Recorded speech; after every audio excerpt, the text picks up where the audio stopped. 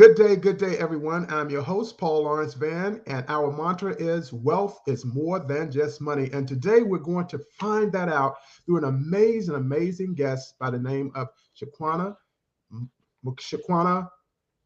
uh, Watson-Harkness.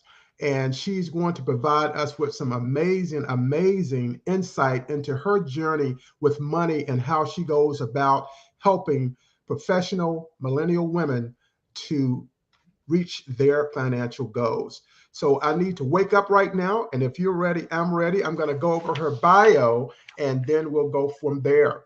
Now, Shaquana, she is a personal finance and wealth literacy expert with 16 years of experience in the financial services industry. She's the founder of Dollar Makes Sense. And her goal is to help professional millennial women achieve financial independence by shifting their mindsets towards wealth building. She's also a financial coach. Now, let me share just a little bit of the media that she has participated in over the last several years and months. It's Black Enterprise, Grow with Acorn, CNBC Make It, KYW News Radio, Next Advisor, The Griot, Yahoo News, and much more. So the bottom line is this: if you're struggling to achieve your financial goals because you don't have a plan or where to start, you need to work with Shaquana. Shaquana, welcome today, and I'm glad to have you here. And it's just amazing day. People are going to learn a lot, and we're going to have a lot of fun with the process as well. So welcome. And one of the things I want to ask you is, what is the genesis for how you got started? Who and or what inspired you to get into the financial industry, which is a very important industry in the lives of not only individuals, but organizations as well? Well, thank you, Paul, for the opportunity to join your podcast because I'm sure a lot of people need to learn how to develop and create wealth, not only for themselves, but for their family. So I thank you for the opportunity to let me be on your platform. So the genesis for me was actually, I guess, let me go to my personal finance story. So I was a broke college student and I Sounds wanted familiar to me. Me so too. I didn't, I just wanted to go on spring break. It was a second semester a freshman in college. I wanted to go on spring break and I didn't have any money. I had a work study job, but of course, work study doesn't pay the bills. Uh-huh. And I was coming back from class and I saw a table and they were promoting credit cards. Okay. And if you sign up for a credit card, you get a t-shirt and a mug. I don't know if they do that now, but back in the day they did. Uh-huh. So I walked up to the young lady and she said, yeah, just put your name, your information, and you should get approved in a week. So she already knew I was going to get approved. I Uh-huh. didn't know. Uh-huh. And sure enough, a week later, I got approved. I got a $500 credit limit and I maxed it out and I went on spring break with my girlfriends. So You had that's a good time. yeah, I had a really good time. I was my first trip on a plane. I went to Universal Studios in Orlando. Uh-huh. Very nice. So it really started my love and hate relationship with money. Well, with debt, I should say, Sure. because I like the fact that you can take this little plastic thing and get whatever you wanted, long as there was a Uh-huh. credit limit on there. But I hated the fact that afterwards there was some regret because I knew that I couldn't pay it back within 30 days. So that Sure. debt would linger for years and years and years. Uh-huh. So after I graduated from college and then probably over the course of the next 18 years, I racked up almost over $200,000 of debt. Uh-huh. And I went through periods of time when I paid off debt, then I got right back into it a year later. Sure. And it was frustrating because at this point in my life, I was a homeowner, I had a nice car, I made a Uh-huh. very good income. Sure. But, so I did all the things that you would think, okay, it's very accomplished for a professional woman, but I couldn't figure out how to manage my money. Basically, when I got paid on a Friday, I was broke by the following Tuesday because I paid Sure. all my bills Uh-huh. and I paid all my debt obligations, but I didn't have any money in my bank account. So I had to figure out for the next paycheck how to maintain my lifestyle, how to eat, which Uh-huh. normally led to more credit card debt or doing a 401k loan or whatever form of debt I could get my hands on. That's Sure. basically what I did. So at the end of 2017, I decided enough was enough. And during this time, I was working for one of the largest banks within the US. So I was in the financial services industry. Uh-huh. But just because you're working at a bank doesn't mean you know a lot about financial That's literacy. very true. Very true. Very true. The reason why I worked at this particular bank is because I did work prior to that at a large defense contracting company, Uh-huh. but I was getting my MBA. Right. And I said, with my background, so my undergraduate is industrial engineering. So I am an Uh-huh. engineer by trade, Oh, wonderful. by education, Uh-huh. and I have an MBA. So I said, well, my MBA wouldn't really align with this particular role I was in at the Sure. time Uh-huh. in the industry. So I said, I think I'm working for a bank because I really want to understand how banks make their money. And I think my skill set was more valuable there with my MBA. Yes. So at the time I was working at the bank, had over $200,000 of debt. I was miserable. I was ashamed because it was just very frustrating trying to figure out, how I'm going to pay my Sure. bills, how I'm going to get a position where I can be financially independent. So I said, you know what? I said, God, please find me a solution to get me out of this Well, financial mess. I know you got an answer. I sure did. Sometimes we ignore Absolutely. the signs, but I said, I am ready. I was ready. Uh-huh. So in 2018, I did some research and I found a 9-week financial coaching program Uh-huh. that I knew gave people results, whether they made money, the same amount of money I made as far as Sure. income. Uh-huh. And a lot of people that made less than me got out of debt, and they got out of debt really fast. And I'm like, well, if they can do it, why can't I? That's You know? correct. So I Yes. took a leap of faith. I enrolled in that program, even though I was still not too convinced about it. But I said, I'm Sure. gonna just do it because I Yeah. need to do something. Yeah. And I did my first budget. I Uh-huh. never did a budget before. People hate the B word. They don't like budgeting. Yeah, because they found it very constraining. And I was the Exactly. type of person, and I still am the type of person where if I work hard, I want to play hard. I don't want to feel restricted on how I spend my money. Exactly. But I had to change my mindset to say that a budget gives you the freedom to spend what you want. It is Yes. all about how you allocate it and just being very intentional about it. For And I sure. didn't think about it like that. Uh-huh. So I went through that program, and then 20 months after completing the program, I paid off $169,000 of debt. And that's currently what I teach my current clients, which are professional millennial women of color. Women. Exactly. Fantastic. I'll tell you, that story, a lot of people can identify with it. And a lot of people have been through it. I think today, I can tell you what's happening because I have a daughter who will be in college next year. They don't give you this credit card at the campus. They actually ask you this before you get there. Wow. They're sophisticated now. They ask you on as they're filing their financials to attend school, to tuition and everything. They will actually put a block in there for you to talk to someone about getting a credit card. So they're actually Wow. accelerating the process. Wow. So I know exactly what you're saying. So thank you for sharing that. Now let's move on to that time frame when you were having La Vida Loca and you were going all over the globe. You were traveling, having fun, and you ran up debt, and then you paid it off in X number of years. Let's talk about that experience and talk about how you paid off that debt while being laid off. I know that's a lot, but you want people to understand this. Yeah. So I guess so. During that time when I was traveling and doing everything, Uh-huh. I was happy. Yeah. To be honest, I was happy. I was Oh happy yeah. in It's debt because fun. everybody was in debt. It's a very normal thing. So Sure. I didn't really think anything of it. But as I got older, I started to realize that there were certain Uh-huh. financial milestones I wanted to hit. Yeah.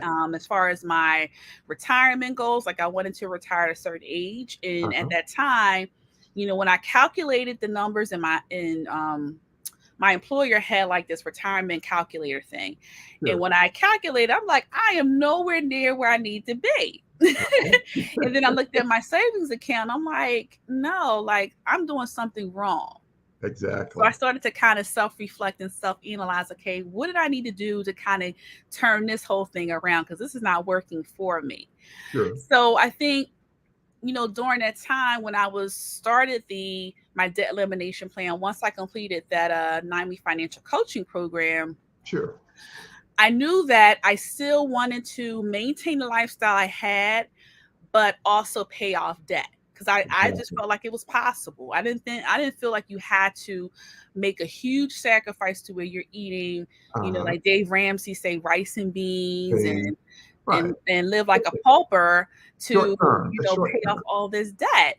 Uh-huh. So what I did was I worked my budget. I had a certain amount of expenses, Uh-huh. and when I looked at the expenses, I think before I went to the financial coaching program, I Sure. was overspending by $3,000 a month. Uh-huh. So of course I had to cut all that out. Oh yeah. That Oh yeah. wasn't going to work. And yeah, with 3,000, you can really see where it's coming from as well. Exactly, Yeah. exactly. So You see it. so I got rid of things that, wasn't serving me at the Uh, moment, Uh-huh. but it wasn't to the point that, I just totally eliminated. So for example, as a Sure. woman of color, I like to get my Uh-huh. hair done, I like to get my Sure. nails done. So Uh-huh. instead of spending $500 a month on those type of activities, I Sure. reduced it down to 250 and then Sure. became creative in other ways. So maybe I get my nails done once a month versus Right. every other week, And you can see that So progress.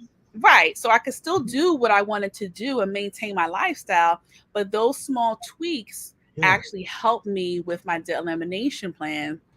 And then two, Uh-huh. once I did the debt snowball method.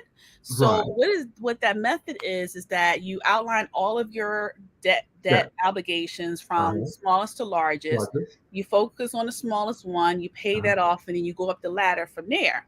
So Yes. when I saw that I was having those small wins with my smallest credit cards and line of Uh-huh. credit, then I started sacrificing even more on other expenses so I can accelerate those savings and Yeah. in addition to accelerate my debt elimination.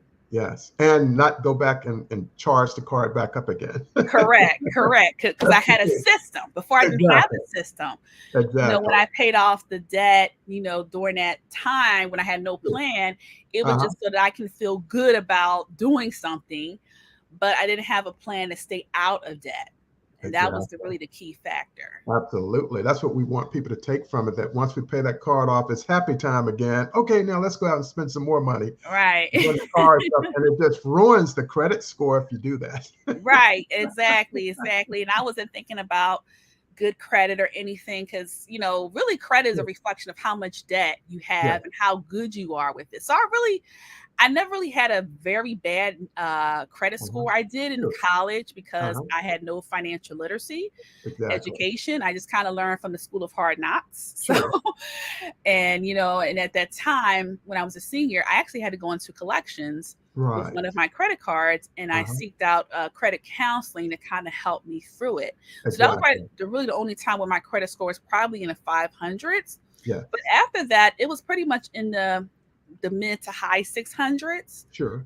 So I still had a decent credit score, Yeah. and I could That's still really do good. things, but Yeah. yeah, it just wasn't serving me as far as okay, it didn't reflect how much I wanted to have in the bank. So that if Yes. I had a financial emergency, I could tap into my bank account, leverage my money versus leveraging debt. Yes. Yes. But I tell you though, even though it sounds like a really bad situation, it's actually a good situation because you learn from it. Right. See, that's the Right. key. Everyone has gone through it. I've been through it. Everybody goes through it. It's a stepping stone and learning those lessons, which is most important.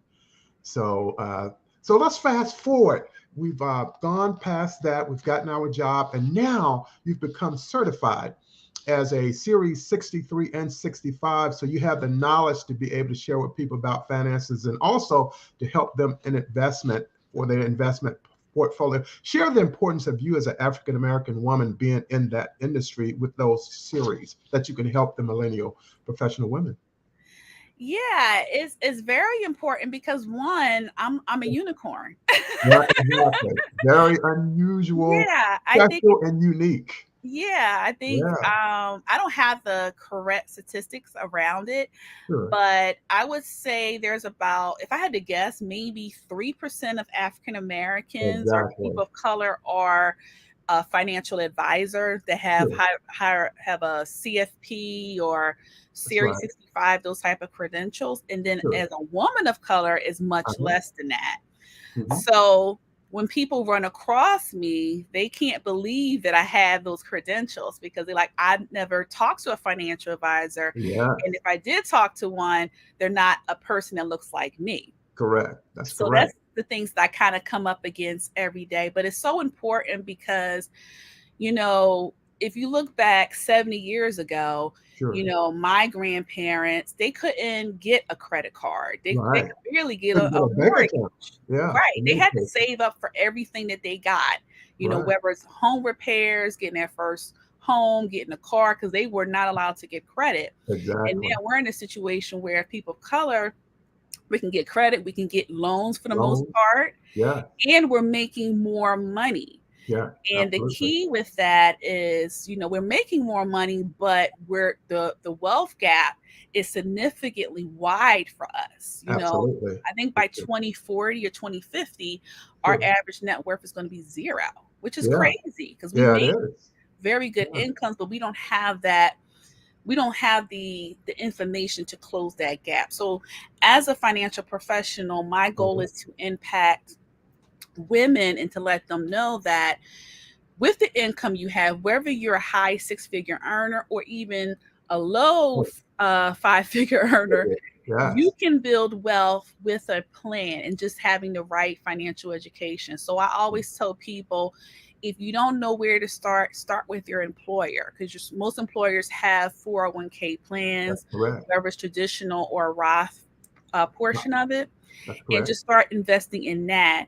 And that'll kind of give you the kickstart that you need. And then once you accumulate a certain amount of money and you feel like you're in a position to do some additional investments, go Mhm. to a Roth IRA, and do some other things. But it's all about just really taking those steps forward to Yes. set yourself up for your future lifestyle. Yes. And the research tells us that women handle 85% of women handle the money in the family, which Yes, is we do. even more important.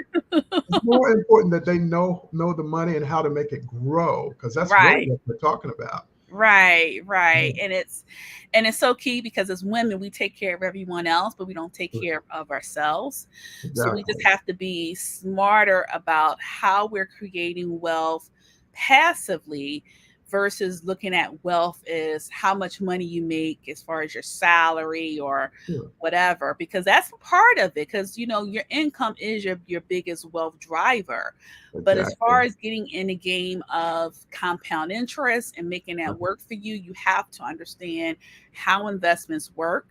And if you don't have a financial advisor, because if you go to a bank, Sure. most banks, you have to have at least $100,000 or more Awesome. in assets before they even Exactly. And talk their to you. wealth management program. Right, Hmm. exactly. So if you can't do that, then at least know that start with your employer retirement accounts. Uh-huh. There's other accounts outside of that you can start, and just really start with mutual funds because those are Sure. really the easiest to get into and really to start Exactly. to build wealth. Absolutely. And of course, we know the interest rates on everything is just so low. But Right. over time, sooner people, let's say professional millennial women start investing, the more they will have because of compound interest over time. Correct, correct. And that is so key, Yeah. with Start building early. up, just understanding how it works. Because Yeah. I was telling a potential client that I think she was like 30, in her early Uh-huh. 30s. I said, well, if you put at least $50 a month, Yeah. you can Good have the idea. $1 million by the time you're 65. And she couldn't believe it. She was blown away. But it's Yeah. true It's if you absolutely true. understand how compound interest works. Absolutely true. Because I can remember my mom, she would set up a Christmas savings account, $25 per pay period when she worked. And by Hmm. Christmas time came, you walk into our house of 10 children, there was like a toy store, a toy store. And I was the oldest son, so I took everybody's toys, right? Right, right, right. Let's talk just a little bit, Shaquana, about the roller coaster, debt roller coaster that people, it's almost as if they get out of debt, but then they get right back into it. And of course, that entails a lot of mindset. Talk a little bit about the mindset and the importance of it when it comes to money and moving forward to progress the financial goals. Yeah, mindset has a lot to do with it because, like I said, my mindset was, I didn't grow up having money conversations with my Sure. grandparents or my mom. Uh-huh. The conversations we did have is go to college, get a good Uh-huh. job, Good and job. make sure Yep. you don't get fired. Exactly. Look Those are the out. three things that I stuck in my mind. Uh-huh. But in hindsight, my grandparents and even my mom were great stewards with their money. Like my Uh-huh. grandparents, like I said, they grew up in a time Uh-huh. where they had to save money for everything. Like my grandfather always purchased a brand new car in cash. Uh-huh. Now, why did that didn't translate to me when I was younger, I don't know, but I just know that's what he did, and I That was saw very smart.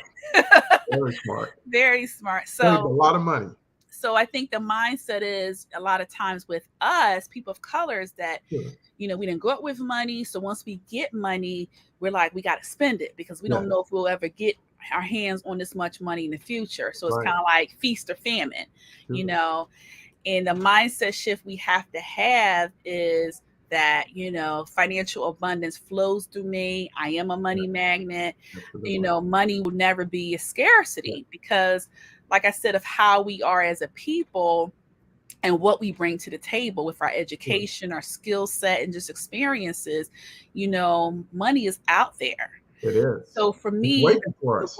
yeah, so me, the roller coaster was just really changing my mindset on how I viewed money and Uh-huh. not looking at it as I got to spend it today, but just kind of looking at it as I can spend some today, Sure. but set something aside for the future and kind of thinking, how I want to live my life in a future sense because I don't want to be, grinding it out until I'm 65. I want to Yeah. be at a point where I'm in my 50s and I'm pretty much coasting to retirement and Sure. I'm doing things that I'm passionate about, but I'm also making money passively. So just having that mindset shift to know that you have to think about how you want to see your future self.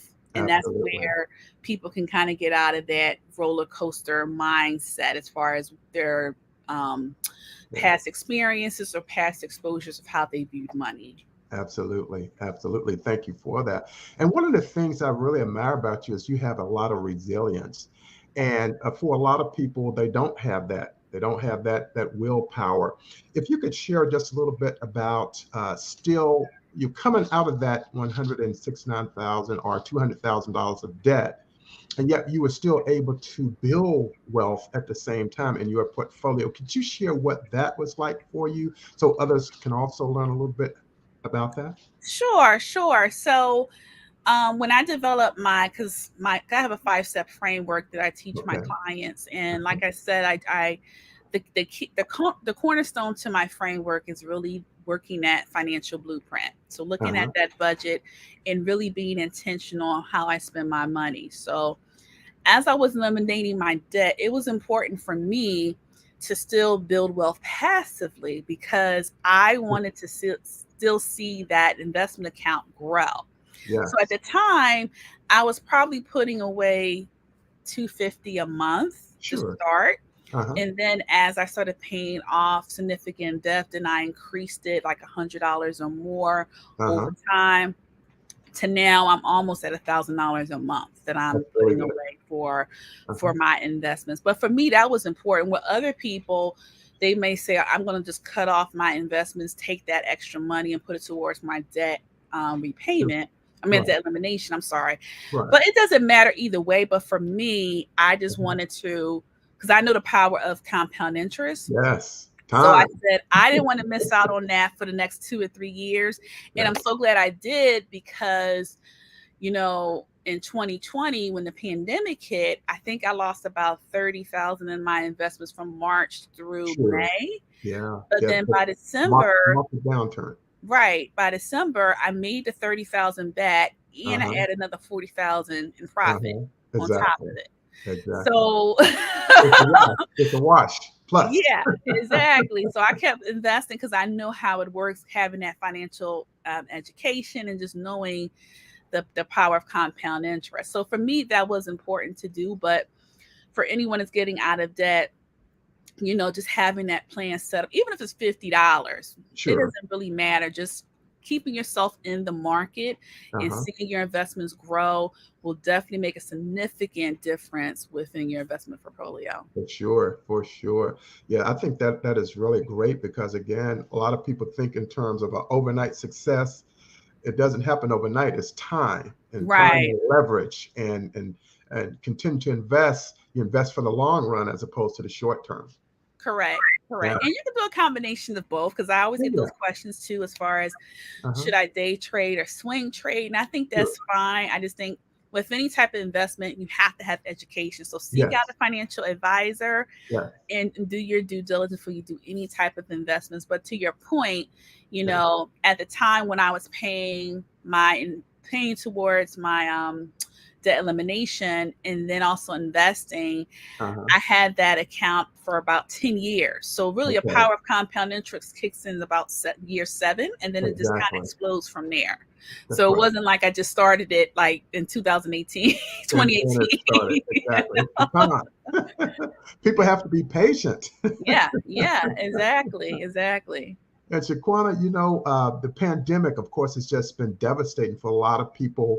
And one of the things that which want you to share is we know it changed not only individuals but organizations, the people they work for. What do you see in the future for professional African American women, millennial women, in terms of looking at investing and saving in the future? Good question. Well, I see that a lot of women are starting to get more into investing. Uh huh. A lot of them are very interested in the I cryptocurrency, know. That's a tough one. which I personally haven't gotten into, so I Yeah, me can't really either. speak intelligently to it. But Yeah. what I do know, anything that's new is risk. There's a Yes. lot of risk because there's a lot of unknowns. Sure. And anytime I tell people about investing, I always tell them, look at the 10-year performance of that investment. And then you Exactly. can kind of assess, okay, whether it's something I want to invest in for a future or Uh-huh. not. So I see a lot of professional millennial women of color investing in cryptocurrency. I see them doing a lot of day trading because Trading. a lot of these women are looking for not only long term uh, income where they retire, but they're looking for short term Short income term. because they're So they're looking looking to for right. dividends. Yeah. Right. They're looking for the dividends because they want to invest in homes. They want to be Uh-huh. real estate Hey, gurus and they then your crypto. yeah, or they want to invest in businesses because African American women is one of the Yes, fastest demographics of business owners. They're absolutely. using that income from the investments to leverage in their businesses Business. and help those businesses grow. Absolutely. So I Yeah. see that as a trend that a lot of them are going towards that, but not to say that a lot of them aren't doing mutual funds or more passive That's means it. of investing. But I do Uh-huh. see the trends in crypto and kind of getting in more into that day trading space because people want that income now Now, because they want to live the lifestyle that they want now versus Gen Xers and sure. baby boomers. We're For the like, long term. okay, we're just trying to get to their retirement, get the Social Security and everything else. Uh-huh. Yes, I totally understand. See, the tough part about crypto is that with the FDIC, Federal Deposit Insurance, it's not really covered. So people are losing a lot. It's being hacked. So Hmm. once I think Congress gets it passed, whereby they have secured Right. FDIC, I think it'll be okay. But for now, it's a little bit risky. I know Hmm. people are investing in it. I know a lot of African Americans are investing in it.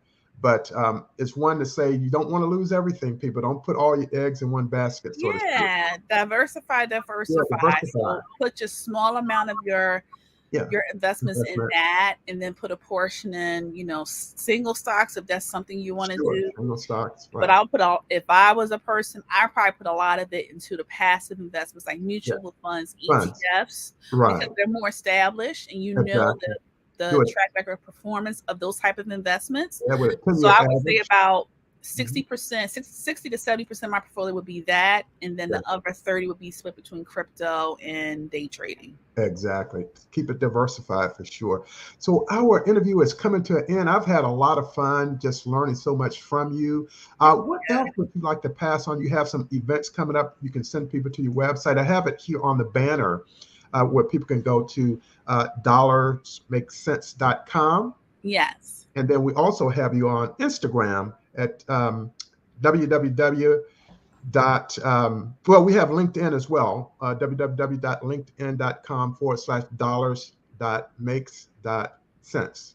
Correct. Yep. Yeah, Yep. so we have it So you there. can find me on Instagram. You can Yeah, find me on my website, dollarsmakesense.com.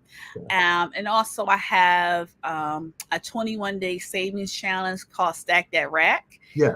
it teaches Uh-huh. you how to save $1,000 in 21 days. And Hey, the whole genesis, the whole premise behind that sure. is that in 21 days, you should be developing savings as a habit. Yes. So that's really Yes. the key of the challenge. So definitely check that out. If you're a Yes. person that's struggling with trying to figure out how to save money consistently, or Sure. you don't have a savings plan at all. Yes.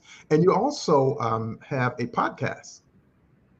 Oh, no, not yet. Okay, but you have some I have podcast. a blog. I do Blog, have a right. blog. Got a Yes, blog out on there. Dollars Make Sense. I do have Uh-huh. a personal finance blog, and Got you'll it. see a post every week. Yes. And you can definitely get on my email newsletter as well. You can do it through Okay. Instagram at Dollars Make Sense or my website.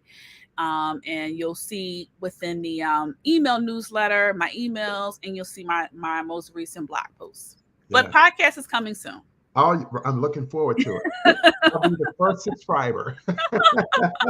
Awesome, awesome. All right. So we had a wonderful guest in Shaquana Watson-Harkness. She has a proven system to help you create massive wealth without a six-figure income. She will be sharing how she can work with you on her platforms out there on Facebook, on LinkedIn, Instagram, and more. So get out there. Again, her website is dollarsmakesense.com. And you can also go to LinkedIn, linkedin.com/dollars.makes, M-A-K-E-S .sense. CENTS. Thank you so much for being our honored guest, and I look forward to all the great accomplishments that you're going to make even more in the future. So Thank thank you, you so much. Paul. All Thank you right. so So, much. so we're going to sign out, everyone, here on Wealth Academy Podcast and go to episode 191 on Apple Podcasts. Rate and review Shaquana's episode. And of course, she just shares so much expertise with us today, but there's more. And I want you to learn about that more in the future. So have a great day, everyone. And I'll see you on the next episode of Wealth Academy Podcast. Thank you so much, Shaquana, and have a wonderful day, my friend. Thank you so much, Paul. All Appreciate right. Goodbye. it. Bye.